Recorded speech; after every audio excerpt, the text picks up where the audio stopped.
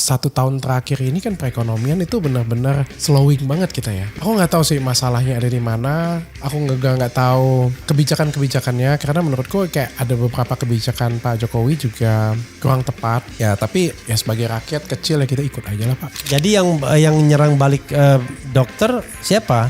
Orang-orang yang menggunakan dengan cara yang salah lah. Menggunakan bahan-bahan berbahaya dengan cara yang salah. Ya terganggu kan pasti. Kalau valuasi perusahaan itu kan orang pengen beli, aku mau jual. Ya. Ini kan mereka menawar. Pernah. Tidak mau.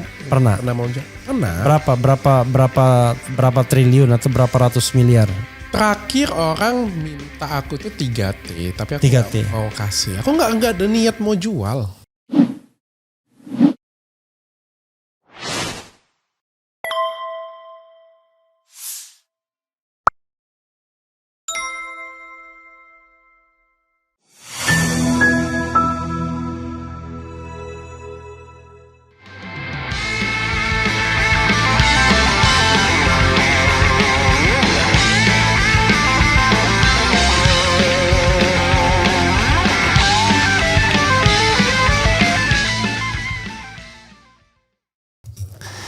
Assalamualaikum warahmatullahi wabarakatuh. Waalaikumsalam. Sobat RH sekalian, jumpa lagi kita di channel yang keren ini.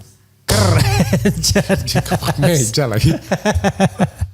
Ya sobat RH sekalian, saya punya tamu istimewa ya. Ini saya juga bingung ini orangnya. Tapi yang jelas profesinya dokter ya. Tetapi embel-embelnya banyak. Ada pebisnis, kemudian ada YouTuber. Pokoknya pemain utama juga di media sosial. Levelnya sudah seperti Raffi Ahmad dan lain sebagainya. Atta Halilintar. Dr. Richard Lee. Halo Bang. Oke. Selamat malam, selamat pagi, selamat sore, selamat siang Dok. Kalau boleh diceritakan Dok ya. Kan ini kan agak unik juga dokter ini kan. Dari seorang dokter ya. Dokter itu kan biasanya jarang yang kreatif biasanya. Dokter kan biasanya lempeng hidupnya itu, ya kan? Soal medis. Tapi dia kok bisa bangun bisnis. Oke lah, bisnisnya masih bisnis yang terkait ya. Kemudian bisa jadi selebgram, YouTuber yang dikenal orang. Itu bisa diceritakan jalan ceritanya seluas-luasnya Dok, biar masyarakat tahu.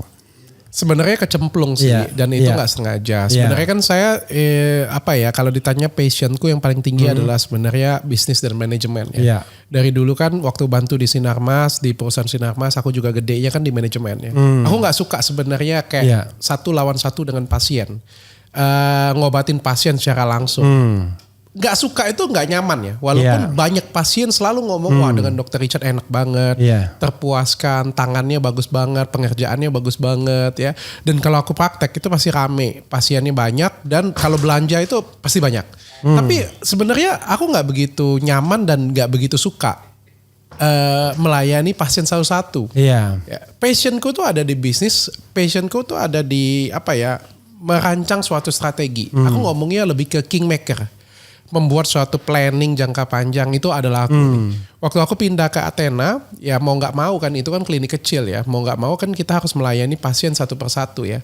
Terus pada waktu itu aku punya cita-cita besar, aku hobi banget manajemen dan aku pengen pengen ada direktur, aku pengen ada meja meeting, aku pengen ada accounting, aku pengen ada HRD, aku pengen ada audit bahkan pada waktu itu. Tapi kan ini klinik kecil. Maka tugasku adalah membesarkan klinik ini supaya cita-citaku itu tercapai. Pelan-pelan ku besarkan. Dan pada waktu itu akhirnya dipenuhin oleh Tuhan, diberkati Tuhan, makin rame, ada accounting, ada HRD, ada meja meeting. Walaupun timnya kecil sudah ada. Pada waktu itu aku siap untuk menerbitkan seseorang. Yang pengen ku terbitkan adalah istriku sebenarnya. Aku sampai mencoba bawa artis. Bukan menerbitkan, mengorbitkan. Berusaha mengorbitkan. Kalau menerbitkan itu edisi surat kabar. Iya, berusaha mengorbitkan lah. Karena kan istri kan cantik ya. Kita kan tahu diri ya, kita jelek ya. Jadi kan. Siapa bilang? Wah, dulu modalnya dulu. Sekarang udah cakep sekarang. Dulu ya. Jadi kan kita sadar diri kita ini jelek. Terus juga aku kan gak ada alis. Jelek lah. Pokoknya secara total itu bukan tipe kecantikan banget. Abang pun kalau ngelihat aku sekarang seperti ini ya, mungkin penampilan menarik, oke. Tapi kan kalau dibandingkan dengan cowok-cowok K-pop yang mulus banget gitu kan jauh banget aku, bukan ke sana. Bukan ke arah sana. Jadi aku ngerasa nggak pantas diri ke sana. Dan aku ngelihat istriku lebih cocok mungkin kan. Jadi berusaha aku orbitkan lah. Aku mendatangkan TV, aku mendatangkan artis untuk disandingkan dengan istriku. Cuma istriku kan public speakingnya memang tidak sebagus aku. Dan keterbatasannya banyak. Jadi selalu aku buatin skrip untuk dia. Dari skrip itu 100%, yang muntah cuma 50%. Gitu kan. Sampai akhirnya suatu hari itu sebuah stasiun TV itu bertanya dengan istri. Dan istri itu gak bisa jawab. Dan aku karena greget, aku yang ambil mic itu dan aku yang menjawab. Nah sejak saat itulah kameranya pindah ke aku. Sejak saat itu kameranya pindah ke aku. Dan sampai sekarang akhirnya jadi kecemplung jadinya, nggak sengaja kan. Tapi waktu di Sinar Mas memutuskan berhenti itu kenapa? Dipecat. Karena? Di PHK. Gara-gara? COVID?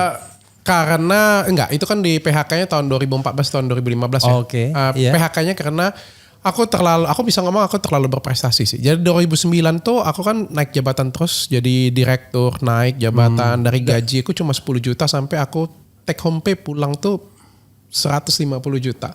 Aku anak kesayangan CEO. CEO sayang dengan aku, direktur sayang dengan aku, semua sayang dengan aku. Cilakanya, dan aku berprestasi setiap kali ada perlombaan di perusahaan aku menang, level nasional selalu menang. Lomba apa?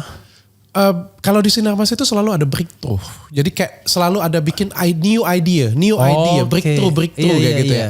Tidak harus di bidang kesehatan itu. Justru tidak boleh di bidang kesehatan, justru harus di bidang kehutanan.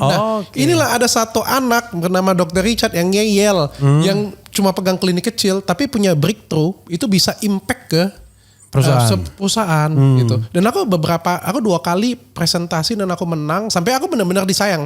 Sampai CEO kenal aku, padahal siapa sih Dr. Richard kan karyawan kecil di Palembang ya. Tapi, CEO nasional. CEO nasional sampai kenal aku. Cuma cilakanya dari tahun 2014 CEO-nya keluar. Direkturnya dimutasi. Ya seperti biasa lah, kalau presidennya digantikan, menteri kesayangannya juga dicopot juga. Staf khususnya dia ikut berhenti. Dipertanyakan, kebijakan-kebijakan kemarin itu semua dipertanyakan. Kok bisa nih seperti ini, kok bisa seperti ini. Ya aku cuma menjawab ya aku menang. Dalam kompetisi aku menang. Aku persetujuan pimpinan sampai CEO oke. Kalau misalnya kalian pertanyakan ini kan agak aneh kan Kak.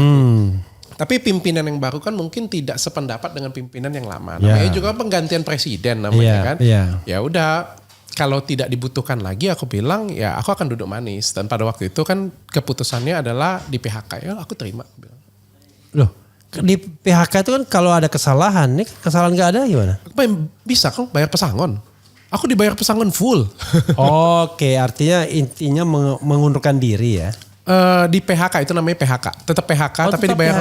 PHK itu bisa sepihak dari perusahaan. Tapi kan harus bayar pesangon full. Gak boleh juga sepihak. Kalau gak ada alasannya ya kan. Kalau dari tenaga kerja bisa kok asal bayar pesangon full. Lalu setelah itu?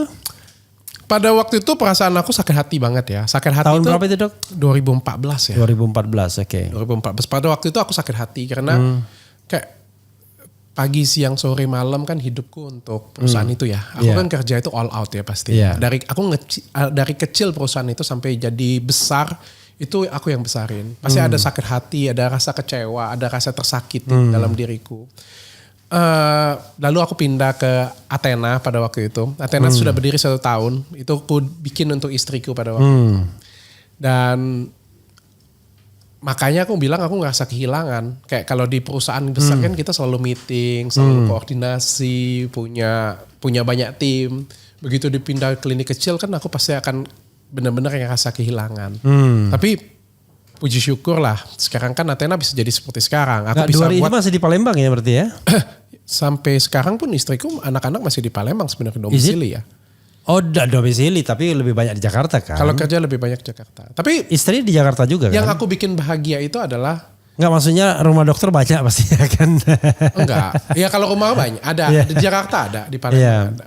Yang bikin aku bahagia itu adalah beberapa pimpinan yang menyingkirkanku dulu, aku berani ngomong, aku berani hire. Sebut gaji 2 kali lipat pindah ke tempatku. Berapa dari mereka anak buahnya itu sudah ikut aku semuanya. Oke. Itu kehidupan sih menurut aku. Oke, itu berarti 2014 bangun klinik kecil ya. Kemudian berkembang tahun berapa itu kliniknya? 2018 ya mungkin ya. 2008. Mungkin di 2020 ya. 2020. Berarti sebelum Covid atau setelah Covid? Covid juga makin besar. Karena orang lebih banyak waktu untuk skincare. Salah satunya, tapi karena aku juga main media sosial kan. Pada waktu itu kan offline mati, media sosial meningkat dan aku datang di timing yang tepat. I see. Sejak kapan main media sosialnya? 2018.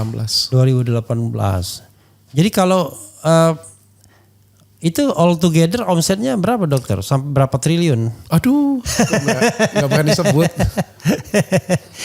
Saya lihat di satu YouTube nyebut kok penghasilan berapa gitu. Oh enggak ada sebut. Around kira-kira. Valuasi. Valuasi berbeda. Kalau valuasi ini berapa sekarang? Valuasi itu kan bullshit lah. Kalau valuasi. Valuasi apa? Perusahaannya ya? Kalau valuasi perusahaan itu kan orang pengen beli. Yeah. Aku mau jual. Yeah. Ini kan mereka menawar. Pernah. Tidak mau. Pernah. Berapa triliun atau berapa ratus miliar? Terakhir orang minta aku tuh 3T, tapi aku 3T. Gak mau kasih. Aku nggak ada niat mau jual. Bayangkan kalau dokter jual itu tinggal ongkang kaki dan tinggal 3T gitu. Itu kan valuasi Pak. Oh, valuasi. Kan valuasi itu kan kalau dia jadi, kan kalau dia mau dengan harga tersebut dia bayar kan? Iya betul, tapi kan gue mau ngapain habis itu pegang duit itu? Lah, kan masih bisa bermain media sosial dan bangun media yang baru kan? Enggak lah, aku nggak mau. Kayak gini lah, aku pindah ke Prof. Refli ya. Iya. Punya anak nggak Prof? Punya. Anaknya umur berapa? Umurnya 20.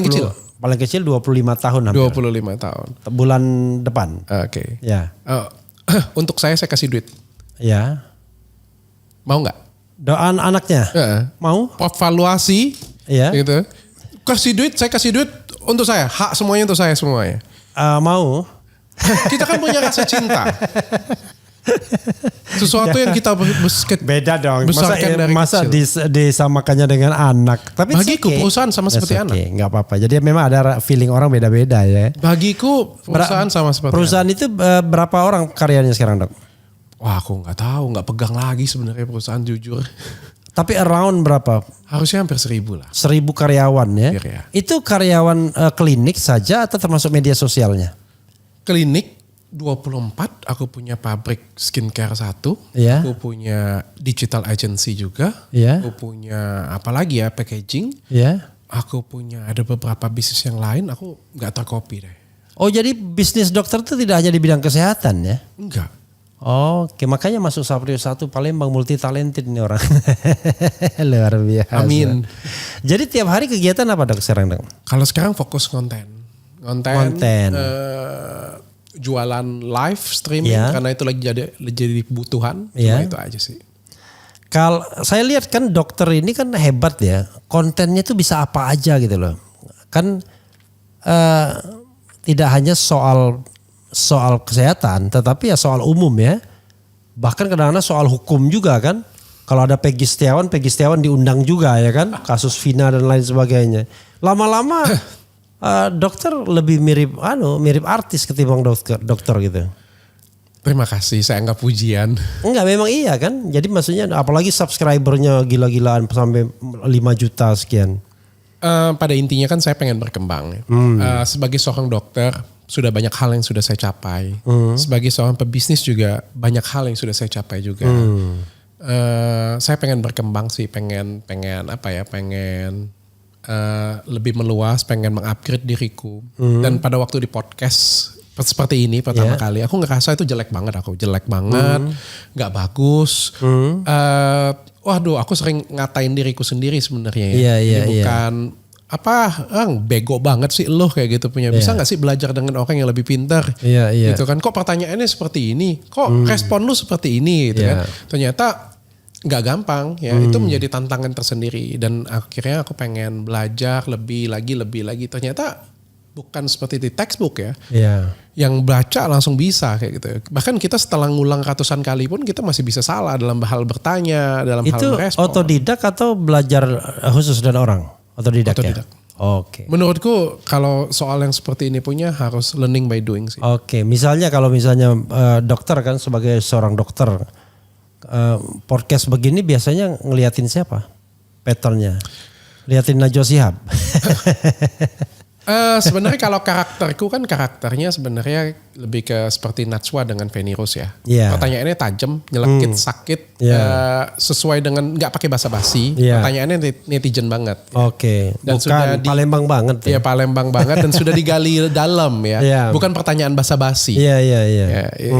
Itu aura aku lah gue bilang itu aura aku. Tapi kan sebenarnya walaupun pertanyaannya dalam, tata cara penyampaiannya kan bisa sedikit di twist sebenarnya. Itu yang harus dipelajarin sebenarnya. Di soften Oke. Luar biasa dokter ya. Tapi kan itu kan membutuhkan pengetahuan juga ya. Maksudnya gini, kalau misalnya narasumbernya dari berbagai macam masyarakat latar belakang kan paling tidak kan perlu baca, perlu mengetahui begitu. Yes, wawasan ya harus diperluas ya. Tapi kan yang paling penting sebenarnya kan kritis dulu ya. Oke. Asalnya kan dari pertanyaan, pertanyaannya kan pertanyaan kritis sebenarnya. Pertanyaan-pertanyaan yang logik lah, yang logik. Itu yang sebenarnya yang nomor satu paling penting sih. Dan berani bertanya. Iya. Dokter bukan hanya berani bertanya itu, sangat berani.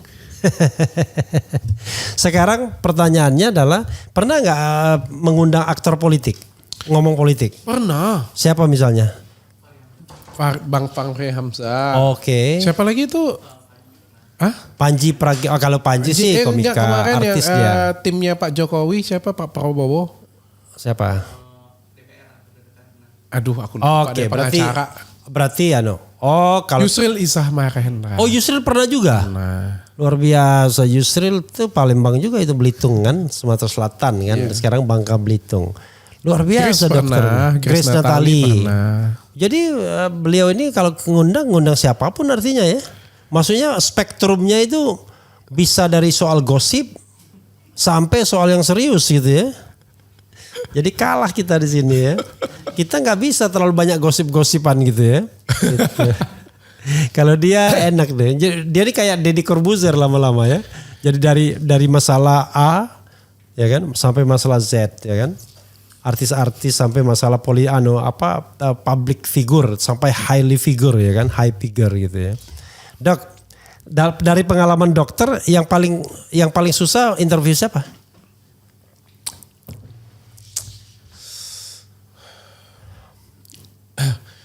Yang paling susah menginterview siapa? Iya. Orang atau tipe?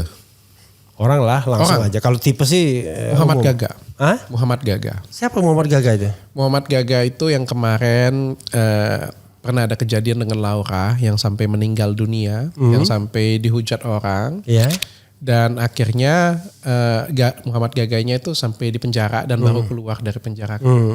Dan aku menginterview dia. Itu menurutku sulit ya. Sulitnya itu karena ada banyak hal lah di Indonesia. Ini sebagai contoh juga untuk kalian semua merenung ya. Pada waktu itu aku menginterview Muhammad Gaga. Setelah menginterview Muhammad Gaga pada waktu itu begitu posting tayang dan video tersebut aku hapus. Kenapa? Karena banyak yang komentar ngapain orang seperti ini dikasih panggung. Sebagian berkata seperti itu. Orang seperti ini kok diberikan panggung. Orang seperti ini kok diberikan panggung. Seolah-olah semua orang tuh tidak diberikan kesempatan kedua. Padahal kan ini masih anak muda ya sebenarnya ya. Dan kita berhak untuk mendengarkan. Dia ini kenapa? Kriminal? Mungkin Bang Refli bisa searching. Dia pergi dengan Laura lah ke klub malam. Lalu kecelakaan. Setelah kecelakaan almarhumnya itu melalui kelumpuhan. Tapi dia tidak bertanggung jawab. Sempat ada janji tidak menjaga. Kalau itu menurut saya kesulitan ini ya. Artinya interview orang biasa yang barangkali karena ada kasusnya ya. No. Dia seorang public figure. Public figure ya? Dia seorang public figure. Yang membuat kesulitan itu kayak gini. Sometimes kita punya netizen itu entah 2, entah 3, entah 8. Aku juga bingung sih. Kayak misalnya kan pada waktu aku naikkan video tersebut itu banyak pro dan kontra. Dan sekarang video tersebut Muhammad Gaga itu podcast lagi di tempat yang lain, di podcastnya Grace Tahir kalau aku nggak salah ya. Dan biasa aja. Ya karena padahal tipe pertanyaannya sama. Loh, apapun yang dikatakan Dr. Richard Lee kan loversnya banyak, hatersnya juga banyak. Artinya Anda orang yang berada di center of excellence ya informasinya gitu. Mungkin lah ya. Aku mungkin ini suatu berkat juga lah ya. Iya, apapun yang Richard Lee kerjakan kan orang akan perhatikan kan. Dan pada waktu itu menurut aku orang jadi salah melihat. Karena setelah podcast itu tayang, berita yang tayang selanjutnya itu adalah Dr. Richard. Bukan si Muhammad Gaganya headline-nya. Oke. Jadi menurutku ini sudah misinformasi ya. Sedangkan yang kita pengen galikan di sini kan adalah narasumbernya. Sedangkan yang masuk di berita ini Dr. Richardnya seperti itu ya. Akhirnya aku putuskan resiko bintang kan. Ya, akhirnya aku take down aja lah aku bilang. Oke. Kalau Yusril gimana waktu di interview? Enak? Oke, good. Oke, good ya. Kalau dulu tuh sengak dia. Kalau dulu ya sama presenter TV ya. Kalau sekarang mungkin udah wise dia ya kan. Apalagi di podcast tuh biasanya jauh lebih long interview kan. Oke, luar biasa dokter. Jadi dokter itu cita-citanya nggak ada lagi cita-cita jangan-jangan. Mau tetap jadi dokter, jadi pebisnis atau jadi selebriti di media sosial? Atau jangan-jangan mau main film nanti? Pengennya pebisnis sebenarnya ya. Media sosial ini sebenarnya bukan passionku sih. Tapi media sosial ini kan sangat penting sebenarnya ya. Sebagai penunjang ya. Kalau kita pengen berbicara dan pengen didengar orang, ya kita harus jadi sesuatu. Pelajaranku yang paling dasar adalah ketika aku pengen waktu itu ngomongin tentang skincare abal-abal, skincare berbahaya. Waktu ngomong sesuatu, ya kita harus punya wadah, kita harus punya tempat. Kita harus punya sesuatu dan kita harus jadi sesuatu. Kalau nggak ada yang mau dengerin kita. I see. Dan karena tipeku pejuang, ketika aku pengen edukasi sesuatu, pengen ngasih tahu sesuatu, aku harus punya wadah. Dan aku harus besar di wadah itu supaya aku bisa didengar. Kalau enggak, siapa yang akan dengerin? Misalnya kita ngomongin soal korupsi atau misalnya kita ngomongin tentang produk yang berbahaya nih. Kan kalau channelku gede, aku bisa mendatangkan narasumber, aku bisa bikin sesuatu yang lebih baik. Iya. Jadi dokter itu to some extent ada idealisme tertentu yang ingin diperjuangkan melalui media sosial ini, atau cuma ya mungkin kebanyakan artis ya sekedar media untuk meningkatkan bargaining aja. Aku nggak cari duit dari media sosial. Meskipun kalau ditanya pasti dapat duit ya. Aku dapat duit dari YouTube, aku dapat duit dari Instagram, mungkin ada beberapa lah endorsement yang masuk, TikTok juga ada yang masuk. Tapi aku nggak cari duit dari situ. Karena sejujurnya apa yang didapatkan dari media sosial ini dibandingkan dengan bisnisku. Oh iyalah, Pak, nggak ada apa-apanya pasti. Bandingannya jauh banget. Jadi sebenarnya aku nggak cari duit di sana. Yang ku cari sebenarnya adalah bisa kasih edukasi, bisa kasih manfaat untuk masyarakat, bisa memberikan kayak kewarasan untuk masyarakat. Itu yang paling penting sih sebenarnya sih. Karena ya dapat duit, tapi kan yang paling penting itu sebenarnya bisa nyelipin unsur edukasi. Kayak misalnya ada orang yang lagi bercerai, lagi heboh, tapi aku mencoba menselipkan suatu edukasi, misalnya kayak gini. Wanita kalau misalnya sudah menikah dengan seorang laki-laki, kalian tuh harus tetap taruh value kalian loh. Kalian tuh tetap harus sekolah, training ya.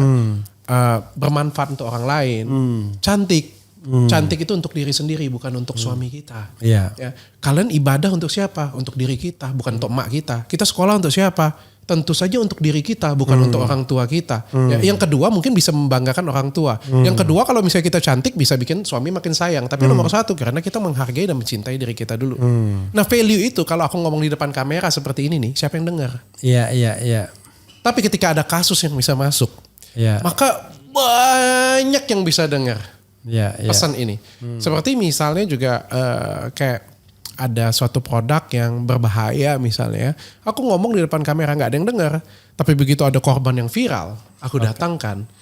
Maka ngomongnya akan lebih relate, lebih mudah. Edukasi lebih nyampe. I see. Karena itu dokter jadi powerful gitu ya. Masih udah muda, uangnya banyak, gitu kan, bisnisnya banyak, gitu. Kemudian media sosialnya berpengaruh. Luar biasa. Dok, Dokter merasa ada musuh nggak kalau dalam kehidupan ini? Banyak lah. Banyak. Belum selesai pertanyaannya sudah aku jawab. Banyak lah. Enggak, maksudnya kalau musuh netizen itu nggak usah kita hitung. Itu kan nggak real kan. Pak, kalau netizen, masyarakat, saya nggak hitung. Iya. Karena ketika kita memperjuangkan sesuatu, pasti ada yang setuju, pasti ada yang tidak setuju. Okay. Orang sepertiku mungkin ada beberapa orang bilang itu kontroversi. Tapi menurutku ini bukan kontroversi. Karena aku rasa apa yang aku perjuangkan ini benar. Ini adalah perjuangan.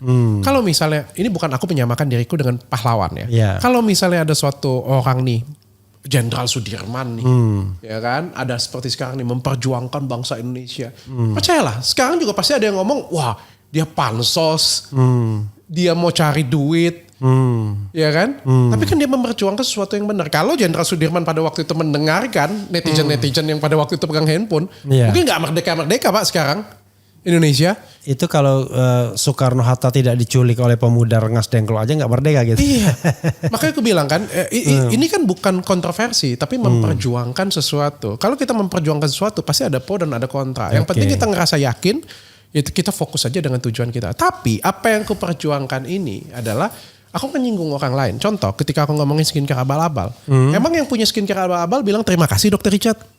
Ya, okay. Emang lu pikir yang punya mafia skincare abal-abal orang miskin? Mereka nggak bisa buat apa-apa. Mereka sudah nunggu Pak senjatanya. Cari celah salahnya Dr. Richard, tembak. Begitu aku ada kepleset satu, dor. Itu terjadi. Yang pernah ditangkap itu? Banyak, bukan hanya itu. Banyak hal. Tapi yang diperkarakan sampai ditangkap cuma satu kali itu ya? Cuma satu kali. Tapi secara media sebenarnya yang digoreng oleh mereka itu banyak banget lah. Banyak hal. Ya seperti pada waktu ada banyak hal lah, ada banyak hal memplot twist sesuatu misalnya. Yang namanya kan perusahaan ya, perusahaan itu kan pasti ada kekurangan, ada kelebihan ya. Misalnya perusahaanku ada sedikit kekurangan, ada yang BPOM-nya bermasalah, sempat disuspend oleh BPOM, itu digoreng oleh mereka, dijadikan berita seperti itu. Orang kan sudah nunggu kesalahanku. Ya satu-satunya cara untuk membuatku berhenti ngomong. Dan membuat orang berhenti percaya dengan aku. Ini kan persaingan bisnis kan sebenarnya kan, bukan? Kalau aku mandangnya bukan persaingan bisnis. Tapi ini kayak suatu perjuangan yang kalau kita ngomong kayak gini lah, Bang Refli misalnya. Berjuang nih, memberantas koruptor. Gak mungkin kan koruptornya bilang terima kasih Bang Refli. Iya, presiden aja gak terima kasih. Benar kan? Ya presiden aja gak terima kasih. Kira-kira kalau Bang Refli nih ya, ada di garda terdepan nih, memperjuangkan bunuh koruptor, hukum mati koruptor. Di garda terdepan, mati-matian dan mencolok banget. Kira-kira koruptor, ngapain dengan Bang Refli? Saya udah bilang, jangankan koruptornya, presidennya aja tidak terima kasih. Enggak, pertanyaannya kayak gini. Kira-kira mafianya akan ngapain? Ya udahlah serang balik lah itu. Itu namanya fight back. Itu kalau bening kalau serang balik. Pasti ngincernya bunuh. Iya, itu yang paling tinggi. Iya kan? Paling nomor 2-nya penjarakan. Ya. Rusak nama baiknya. Hilangkan pekerjaannya. Ya kan? Itulah yang pasti terjadi, nggak mungkin nggak. Ini bukan persaingan bisnis. Kalau persaingan bisnis itu antara yang benar dengan yang benar. Tapi jadi ketika kita ngomong benar dengan yang salah, ini bukan persaingan. Jadi yang nyerang balik dokter siapa? Orang-orang yang menggunakan dengan cara yang salah lah. Menggunakan bahan-bahan berbahaya dengan cara yang salah. Ya terganggu kan pasti. Jadi gini, kalau kita bicara tentang produk kecantikan ya, skincare gitu ya. Kan banyak sekali yang kadang-kadang orang mengatakan, wah ini hati-hati ini bahaya gitu. Bahkan obat pun ada obat keras tuh. Ada teman saya tiap hari minum obat tertentu, saya nggak nyebut merek ya. Tapi belakangan tuh dibilang, wah itu obat berbahaya itu. Itu mereka itu karena nggak ngerti atau memang sengaja tuh gimana dok? Apanya nih? Siapa? Yang ngejual atau yang make? Yang ngejual dong, yang produsennya dong. Kalau yang jual sengaja lah. Sengaja pasti ya. Sengaja lah. Nggak mungkin dia nggak ngerti itu ya. Mana mungkin orang nggak tahu merkuri itu berbahaya. Kalau dia kan ada regulasi di Indonesia ya. Dia kan ngakalin regulasi, sudah pasti dia tahu lah itu berbahaya. Mereka itu menggunakan zat berbahaya itu karena zat itu efektif. Pengen hasilnya instan. Oke, karena pengen kemudian langsung hasilnya lebih instan, langsung berdampak gitu ya. Kan saya lihat misalnya ini orang awam ya kayak saya, dan saya juga nggak tertarik soal kecantikan, tapi kan bertanya perlu kan. Misalnya gini, ada yang keras sekali obatnya itu sampai kemudian tipis kulit, tapi memang kinclong cepat banget. Itu gimana dok? Ya itulah yang dinamakan dengan penyalahgunaan hidroquinon. Oke. Hidroquinon dan merkuri kalau dipakai itu seperti itu. 2 minggu dipakai itu bagus, putih, kinclong, mengkilat 2 minggu aja. Tapi habis itu ya bisa rusak. Oke. Habis itu bisa rusak, bukan balik lagi. Kalau balik lagi itu cuma balik. Kalau ini tuh bisa rusak, bisa kegangguan syaraf, efek sampingnya banyak. I see. Kejadian di Minamata penggunaan Minamata merkuri. itu tempat. Ya, tragedi Minamata di Jepang itu kan waktu kita sekolah kan sering belajar tuh tragedi Minamata di Jepang. Iya. Itu pabrik baterai itu membuang merkuri di sungai lalu dimakan ikan. Ikannya dimakan orang Jepang, gangguan syaraf semuanya. Iya. Jadi ikannya makan merkuri, kita makan ikan yang makan merkuri. Di Indonesia lebih hebat lagi, diolah langsung ke muka. Dia olah sampai untuk ke muka ya. Luar biasa. Dok, kita cerita lain ya. Yang mungkin netizen atau Sobat Era pengen tahu ya. Kalau kita bicara yang paling umum kan, artis dan tokoh politik ya. Dokter punya favorit gak? Kalau misalnya, kalau artis lah misalnya, ada favorit? Ini kan kayak kita memprofile orang ini suka apa gitu-gitu kemudian. Artis, aku ngefans saja kali ya. Aku secara umum ngefans dengan Tiara Andini dengan Mahalini. Weh luar biasa, Tiara Andini sama Mahalini. Gara-gara ikut Indonesian Idol ini jangan-jangan. Aku suka lagunya, aku suka karyanya. Oke, itu kita simpan dulu dok ya. Iya. Satu. Kalau politisi yang dokter suka siapa? Politisi jangan dipaksa kalau nggak ada. SBY. Oh SBY, oke. Selain SBY ada lagi nggak ada? Atau bidang lain yang dokter sukai, olahraga misalnya? Olahraga Cristiano Ronaldo. Oke. Apalagi yang manusia yang dokter sukai, yang bisa dijangkau manusia sekarang? Nomor 1 yang aku paling favoritin itu Cristiano Ronaldo ya. Oke. Kalau dalam hidup. Oke. Karena aku ngerasa seumur. Sama-sama secara tipenya sama, meskipun dia jauh lebih baik daripada aku. Secara tipe itu maksudnya itu kerja keras, ngotot orangnya. Orangnya nggak ada bakat sebenarnya, bukan ngandalin bakat tapi ngandalin kerja keras, ngandalin disiplin, ngandalin semangat ya. Itu yang menurutku satu value ya. Oke. Iya ya, Cristiano Ronaldo ini beda bulan aja sama dokter. Dokter tanggal 11 Oktober 85, dia 5 Februari 85 ya, seusia ya. Oke. Cristiano Ronaldo itu ya alasannya ya. Karena kerja keras, karena ngotot kayak itu ya. Kalau bakat sama Messi kalah gitu ya. Kalau menurutku bakat kalah lah dengan Messi mungkin ya, aku nggak tahu ya. Secara umum kalau pribadi sih, kalau nanti aku dihujat orang lagi. Tapi secara umum sih kalau bakat sih menurutku Messi mungkin lebih berbakat ya. Soalnya bolanya nempel terus dekat kaki ya. Kalau bawa bola itu nempel aja, kocak-kocak juga nggak belok-belok dari kaki ya. Oke, berarti dokter suka ini, suka apa? Suka bola berarti. Suka. Nonton. Terakhir pertandingan apa yang ditonton? Sejak Cristiano Ronaldo pindah ke Al Nassr kayaknya, aku berhenti nonton Liga Eropa. Oke, jadi ngikutin Cristiano Ronaldo aja. Iya, kalau dulu ya. Tapi menurutku juga masa keemasan bola juga sudah mulai memudar ya, sudah mulai agak sedikit menurun ya dibandingkan dengan masa-masa keemasan dulu ya. Mungkin karena kalau dulu kan dulunya dokter tuh dulunya di atas 85 ya.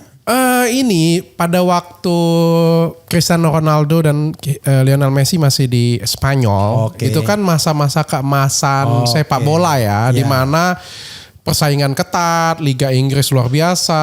Itu selalu nonton. Oh, jam berapapun nonton. Dan aku hafal semua pemain bola ya, kayak MU aku tahu siapa, Chelsea siapa pemainnya. Oh, sampai sekarang. Sekarang kan nggak lagi, sudah mulai. Udah. Tapi aku tanya teman-teman juga sama ya. Jadi masa kemasannya sebenarnya sudah mulai. Atau karena usia udah lewat mungkin ya? Enggak juga ya? Enggak lah. Enggak ya. Jadi kalau klub favorit siapa, Dok? Yang di mana ada Cristiano Ronaldo-nya, kayak disitulah favoritku. Tapi kan sekarang aku pernah bertanya-tanya itu. Gak mungkin sekarang Al-Nassr kan? Aku pernah bertanya-tanya dalam diriku. Yeah. Klub favoritku apa? Real Madrid. Setelah Cristiano Ronaldo pindah ke Real Madrid, aku nggak pernah nonton lagi Real Madrid. Berarti kan bukan dia, bukan tim itu favoritku.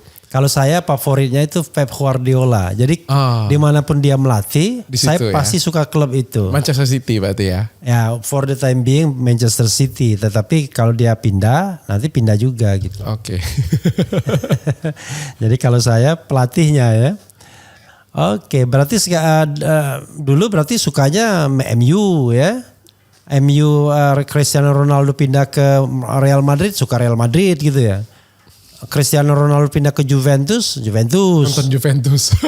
Pindah lagi balik ke MU, nonton MU lagi. So, lebih tepatnya ngata-ngatain MU sih. Abis itu pindah lagi kan. Ngata-ngatain MU kayak Harry Maguire ya dikatain. Oke, luar biasa ya. Oke, Dok. Kalau tadi menyebut nama SBY ya. Kenapa suka SBY itu kenapa, Dok?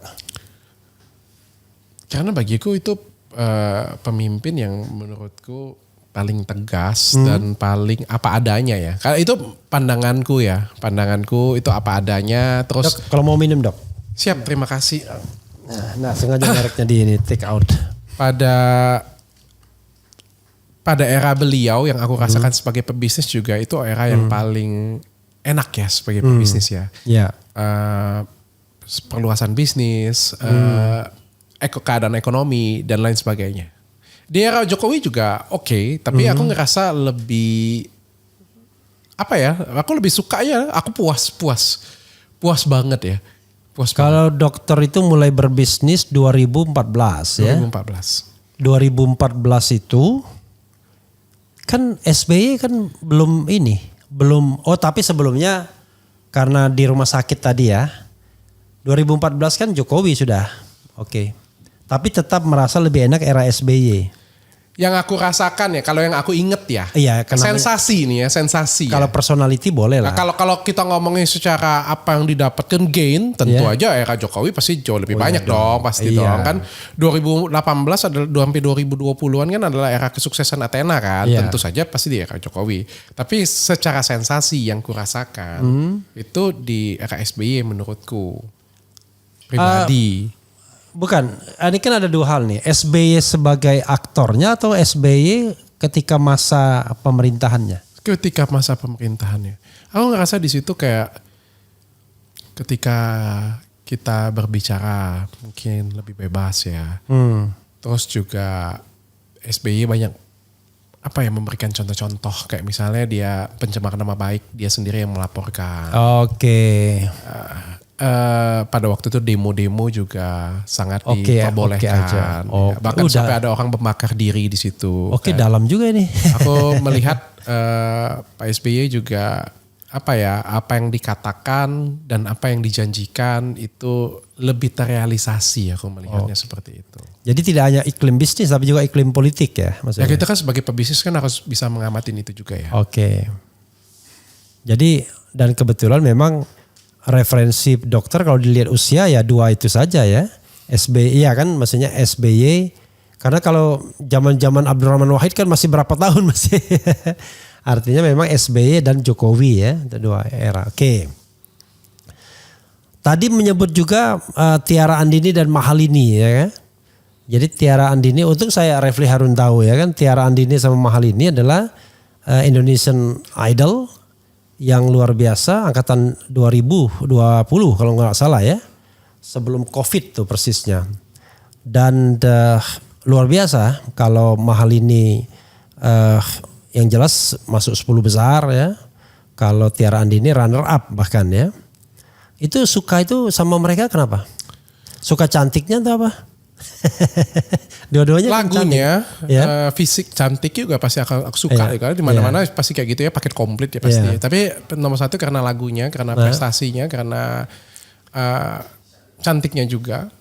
Jadi kalau lagu Mahal ini apa judulnya? Yang disukai dokter? Banyak kayak Bohongin Hati, Sisa Rasa. Oke. Mati-matian. Kata-kata lagunya ya aku suka ya. Booming ya. Kemudian kalau Tiara Andini? wah banyak kayak Gemintang di Hati, Terlanjur Mencinta. Aduh banyak deh pokoknya deh, Merasa Indah. Jadi jangan-jangan dokter itu bisa menjadi lagu kenangannya. Karena semalam itu saya iseng-iseng gak bisa tidur nonton nonton Gita Cinta dari SMA dengan Puspa Indah di Taman Hati. Itu saya nonton versi 2023-nya ya. Bukan versi Rano Karno sama Yesi Gusman ya yang long time ago yang awal 80-an ya. Itu saya pun sempat adalah nangis sedikit saya. Bukan nangis apa. Begitu saya lihat tahun 1984. It was long time ago. 40 tahun yang lalu bagi saya. Kalau bagi dokter kan Atea Andini tahun 2000 baru berjalan 4 tahun gitu ya. Luar biasa. Tapi kalau kenangan lagu apa? Aduh nggak sempet saya mengenang lagu kalau sekarang. Bukan, kan ada remaja atau apa film yang disenangin gitu. Nggak begitu lah. Nggak begitu ya. Begitu. Benar-benar ini sosok yang serius ini kayaknya. Dokter romantis gak merasa? Sangat ya kalau dengan istri sangat. Bohong ini orang kayak gini ini gak romantis. Sangat, tapi kan pertanyaan tadi kan yang sangat berkesan ya. Karena sangat berkesan sebenarnya nggak begitu ada ya. Semua lagu tuh bisa berkesan bisa nggak berkesan ya. Dan kalau misalnya aku dengan istriku kan lagunya juga ganti-ganti ya. Momennya juga ganti-ganti ya. Filmnya juga ganti-ganti. Berapa ratus judul yang pernah kita tonton berdua ya. Aku juga nggak begitu. Luar biasa ya dokter ya. Semua bisa jadi memori juga. Dok, ini bagian akhir ya. Saya ingin kita ngomong yang barangkali di luar mainstream dokter karena itu juga untuk kebutuhan RH Channel juga ya. Saya ingin kita bicara mengenai situasi politik ya. It's okay ya? Oke. Mood, saya mulai dari mood dokter. Apa yang dokter rasakan ketika dokter merasakan kondisi sosial politik terakhir ini? Dokter mau ngomong apa, mau merasakan apa, atau mau mengucapkan apa? Silakan. Atau saya pandu dengan 3 kata aja misalnya. Dokter sebutkan kalau misalnya mood dokter hari ini terhadap kondisi politik kita, politik aja lah. Apa? 3 kata. Aku gak akan jawab itu 3 kata itu, tapi aku mungkin akan buat satu kesimpulan aja sendiri. Yeah. Kali ya. Menurutku semua periode itu akan ada masanya. Masa yang seperti ini punya ada periodenya tersendiri. Dan ini adalah periode pendewasaan masyarakat Indonesia juga menurut saya. Masa ini pasti akan berakhir dan aku berharap masa ini berakhirnya tidak sama seperti masa-masa kelam kita yang dulu. Tapi masa ini tuh bisa jadi satu bantu loncatan yang lebih tinggi buat Indonesia jadi lebih baik sih. Apapun itulah, karena kan setiap periode kan pasti ada kelebihan, pasti ada kekurangan. Kita nggak bisa ngomong, wah periode ini semuanya kurang. Kita nggak bisa ngomong juga, periode ini semuanya lebih. Enggak juga. Kita tahu dari periode presiden yang seperti sekarang, presiden yang sekarang itu ada kelebihan, ada kekurangannya. Ya kan kekurangannya pasti terakumulasi, akumulasi. Pasti akan ada suatu ledakan suatu saat nanti. Ya kan, tapi kita juga harus mengingat kelebihannya juga. Oke, kita pelan-pelan ya. Jadi ini kan kita bicara tentang santai ya, freedom of speech ya. Tadi kan sudah komentar tentang SBY. Saya minta komentar tiga tokoh ini. SBY sudah, Jokowi dan Prabowo. Komentar dokter apa? Jokowi dulu, dan kemudian Prabowo. Pak Jokowi, aduh aku kayaknya paling takut di channel ini sumpah. Enggak dong, santai aja. Backing saya belum tinggi Pak. Enggak, artinya. Pak Jokowi. Iya. Pak Jokowi sebenarnya yang aku suka itu pembangunannya ya. Pembangunannya aku suka. Tapi secara aku nggak tahu ya, aku nggak bisa bandingin apple to apple ya. Tapi karena perekonomian menurutku di tahun ini berat banget. Tapi kalau kita harus bandingin dengan negara-negara lain pasti ya. Silakan. Di era COVID kita mampu stand up, mampu gagah. Tapi aku ngerasa terutama di 1 tahun terakhir ini kan perekonomian itu benar-benar slowing banget kita ya. Aku nggak tahu sih masalahnya ada di mana. Aku nggak tahu kebijakan-kebijakannya, karena menurutku kayak ada beberapa kebijakan Pak Jokowi juga kurang tepat. Ya tapi ya sebagai rakyat kecil ya kita ikut aja lah Pak. Nggak apa-apa. Jadi saya tidak membantah apapun yang dokter ingin sampaikan aja. Justru karena tidak dibantah itu jadinya saya takut Pak. Bukan begitu. Kalau dibantah nanti netizen marah. Nanti dibilang ini kok membantain dokter Richard. Ya wajar aja saya setiap hari ngomong politik kan gitu. Makanya saya pengen dokter yang mengapresiasi. Takut Pak ngomong politik Pak. Ngomong yang lain-lain skincare aja Pak. Skincare sudah selesai kita ngomong skincare. Oke. Kalau Prabowo belum tahu. Aku belum bisa menilai tapi sosok Pak Prabowo kan orangnya tegas ya dan orangnya humble, baik banget. Aku berharap ada perubahan yang lebih baik ya. Perubahan yang lebih baik, yang luar biasa dari tangan Pak Prabowo. Perubahan apa misalnya yang diharapkan? Pak, kita sama-sama tahu bahwa hukum di Indonesia ini harus direformasi. Itu nomor satu. Semua lini hukum di Indonesia itu harus direformasi. Baik itu dari sisi yang polisian, dari kejaksaan, dari kehakiman, semuanya harus direformasi. Dan harus berani reformasinya. Itu sih sebenarnya yang harus kita harapkan. Yang kedua dari sisi perizinan dalam usaha. Kita selalu ngomong perizinan itu gampang. Mana yang gampang? Aku yang ada di lapangan. Susah. Perizinan susah. Pak, perizinan susah Pak. Oke, jadi dokter ngomong yang mudah itu di mana Pak? Adalah satu daerah yang mudah. Itu pun kalau aku kenal. Kalau yang kakak kenal Pak, susah. Susah Pak. Oke, jadi dokter ngomong itu based on personal experience ya. Iyalah, susah. Pengalaman pribadi ya. Gini, kalau soal perizinan usaha, oke, itu pengalaman pribadi banget. Tapi soal hukum itu loh yang nyentuh-nyentuh gitu, itu karena pengalaman pribadi juga. Pengalaman pribadi lah. Sekarang kita ngelaporin orang aja kan susah. Kadang-kadang sampai sekarang tuh aku disuruh ngelaporin orang pun aku males mau ngelaporin. Ya dalam hatiku kecil. Ini perasaanku ya. Perasaan kecil. Seorang masyarakat kecil. Merasakan emang diproses. Itu perasaanku. Ya. Itu kan kalau soal melaporkan.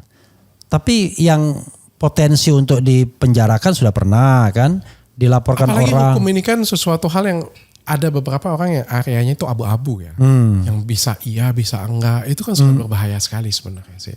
Makanya benar-benar butuh reformasi sih sebenarnya di sini.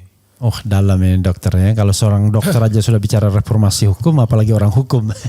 Okay. Ya kan menyedihkan ya, kayak misalnya masih ada kasus seperti Peggy Setiawan di tahun 2024 kan itu sangat menyedihkan sekali.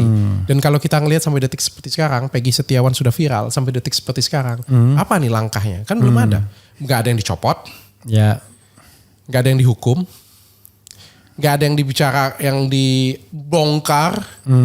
Sangat menyedihkan sekali kan menurutku. Di tahun 2024 loh. Kalau tahun 1990 oke lah kita ngomong. Ini tahun 2024 udah viral. Masyarakat udah tahu. Kan sangat memalukan. Kita berbicara seperti itu. Atau kita bicara Ronald Tanur. Apa tadi? Ronald Tanur udah ada CCTV-nya. Iya. Udah ada saksinya. Bisa divonis bebas. Yang anak-anak politisi itu ya? Iya. Kalau nggak direformasi apa namanya lagi coba?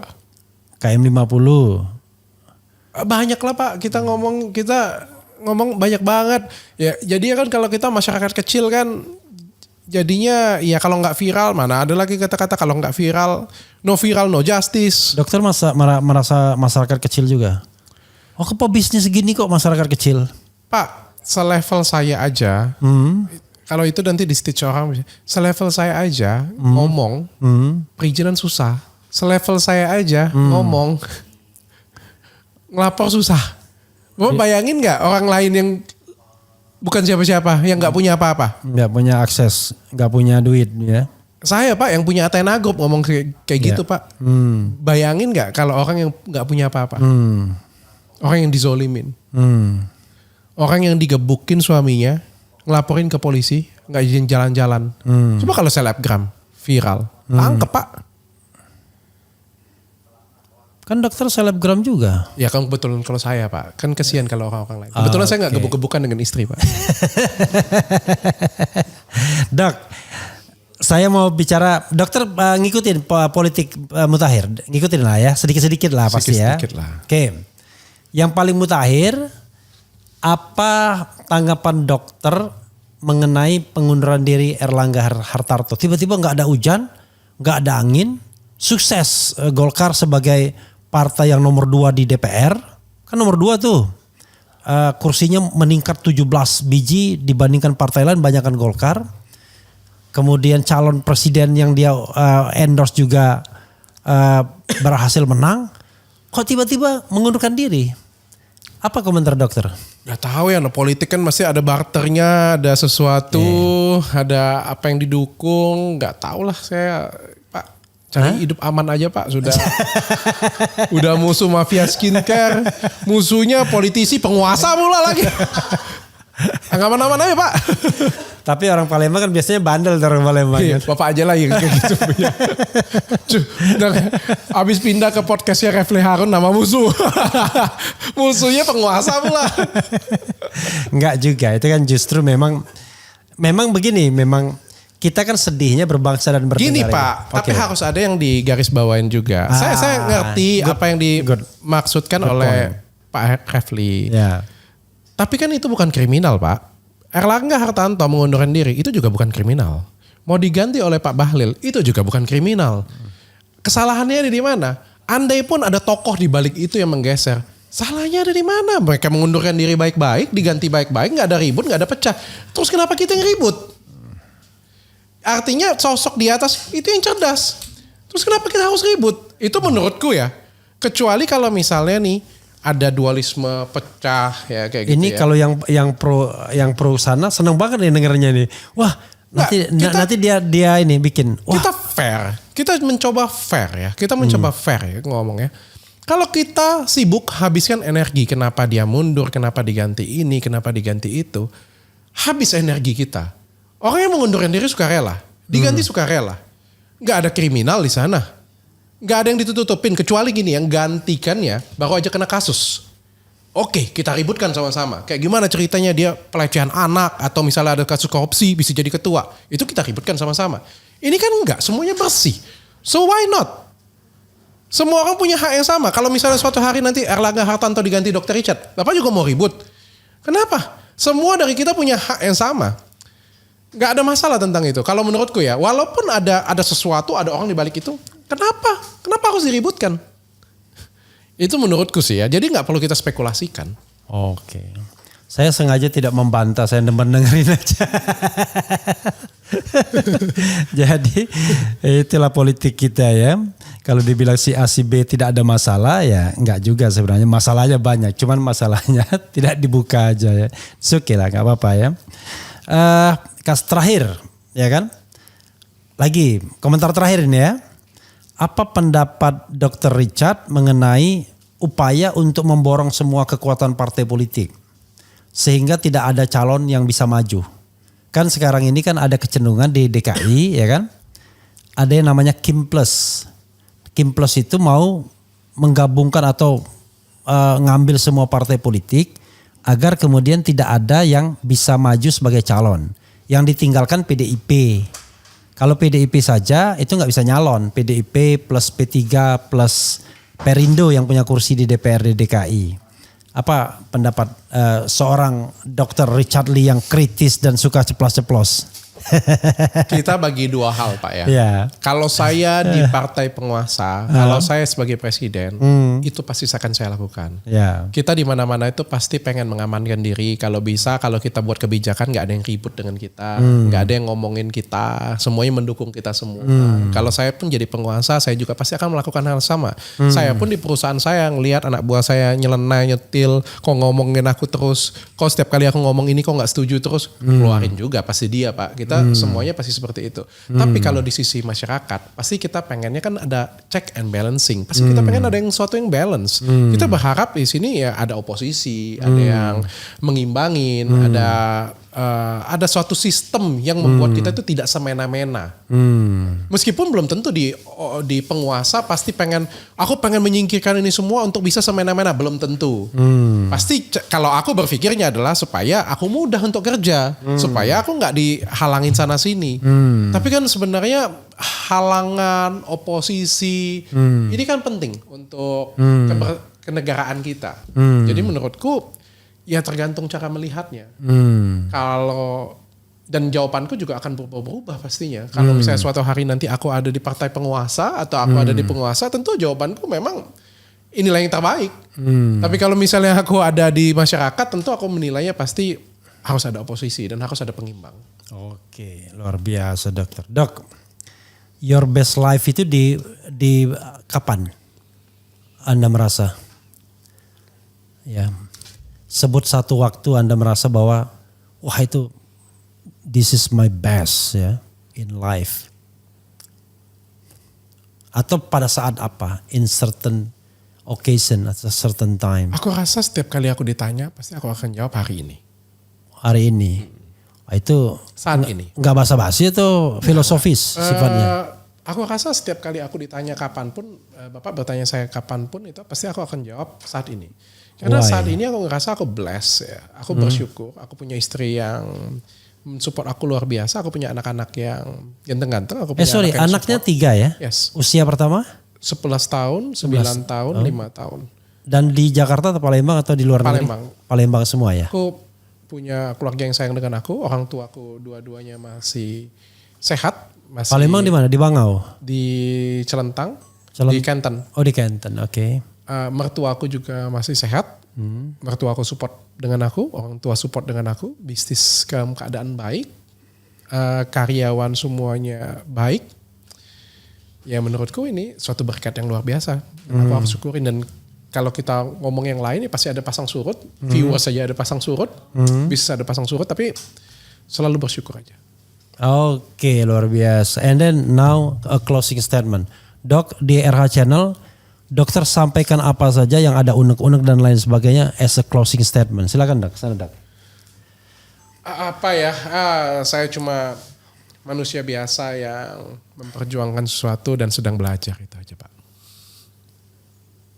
Ya, saudara sekalian, itu tadi dengan Dr. Richard Lee ya, luar biasa ya. Memang kalau ibaratnya ikan, memang RH Channel mungkin ikan yang airnya agak beda-beda sedikit lah. Tetapi kan dimanapun manusia itu sama aja sesungguhnya ya kan. Pengen keamanan, kenyamanan, macam-macam lah ya. Ada idealisme yang diperjuangkan. Makasih Dr. Richard Lee. Wassalamualaikum warahmatullahi wabarakatuh. Ayo Dok.